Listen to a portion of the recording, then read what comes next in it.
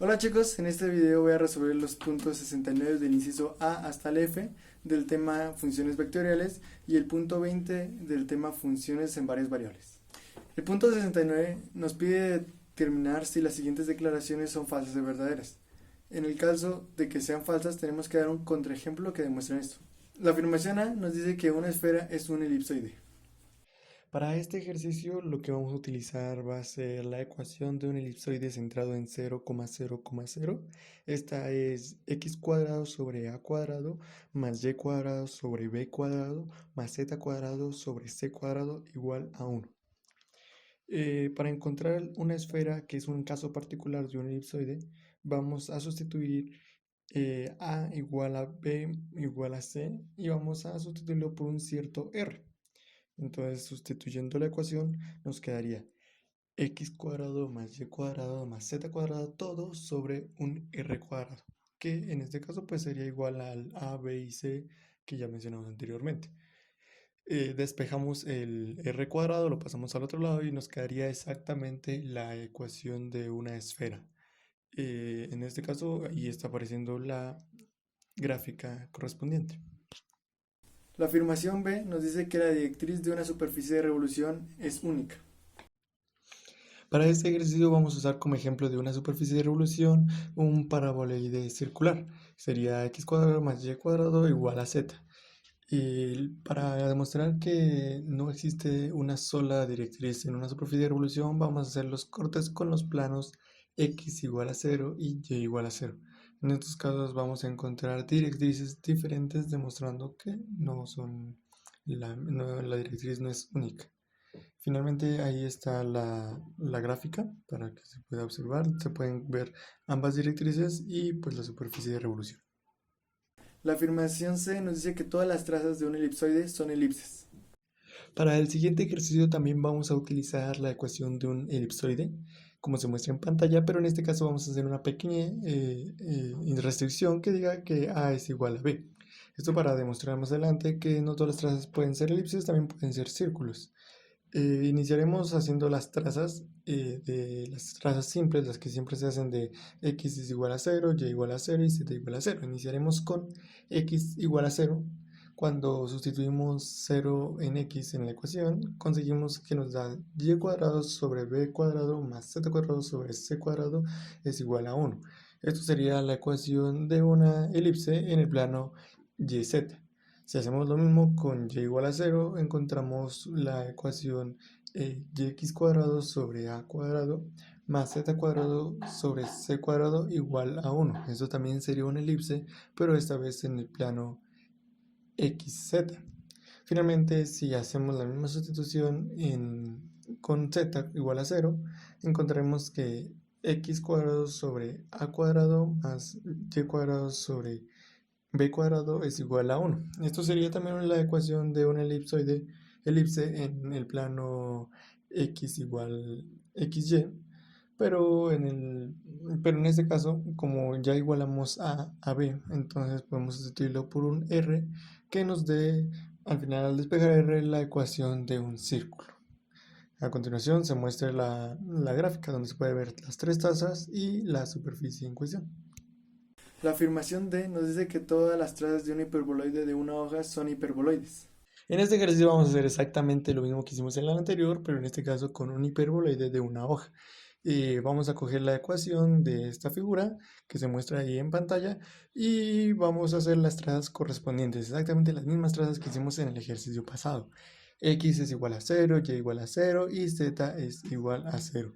Para el primer caso, x es igual a 0 nos da una ecuación de y cuadrado sobre b cuadrado menos z cuadrado sobre c cuadrado es igual a 1, que como ya sabemos esto es la ecuación de una hipérbola.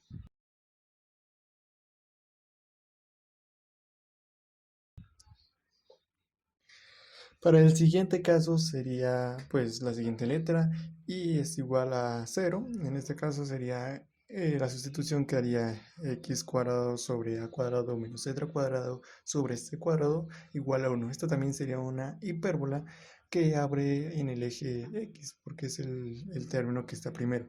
Entonces sabemos que para y igual a 0 tenemos una hipérbola.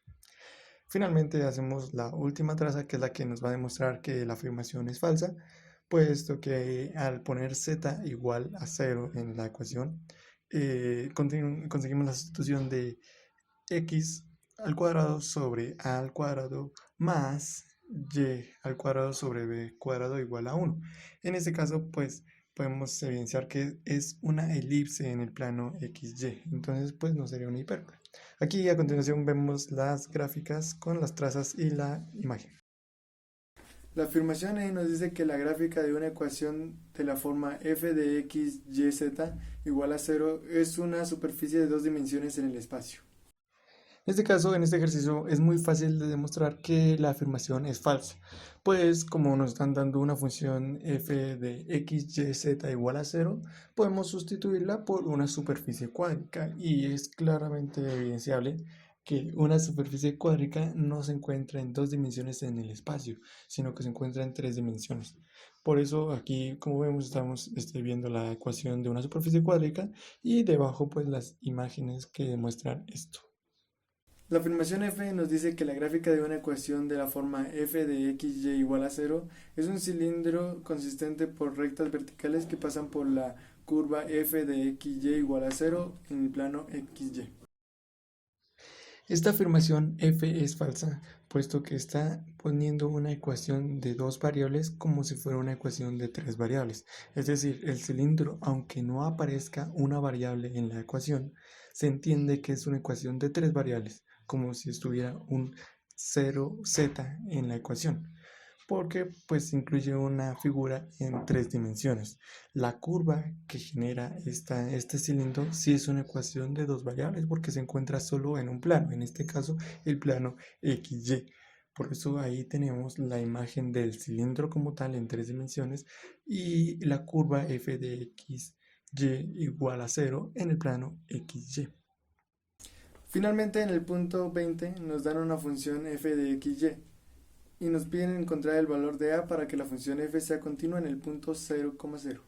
Bueno, para este ejercicio, como ya dije, nos dan una función f de xy, una función de dos variables que está hecha como por partes. Tenemos la función de arriba cuando xy no vale 0 y la función de abajo cuando xy vale 0. Entonces a va a ser la función de abajo, que es la función que tenemos que encontrar. Por eso vamos a usar la definición de continuidad.